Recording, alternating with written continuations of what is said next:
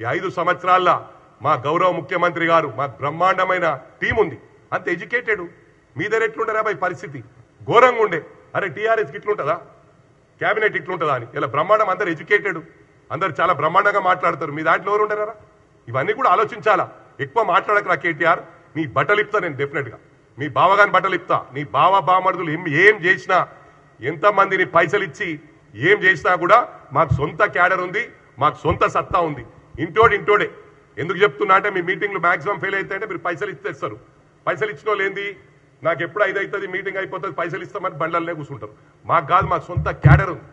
మాకు పక్కా పటిష్టమైన క్యాడర్ ఈ కాంగ్రెస్ పార్టీకి బ్రహ్మాండమైన కార్యకర్తలు ఉన్నారు. మేము దేనికైనా ఎదుర్కోవడానికి సిద్ధంగా ఉన్నాం. మీరు ఏం చేసినా కూడా మేము సిద్ధంగా ఉంటాం, అన్నిటికీ తయారుంటాం.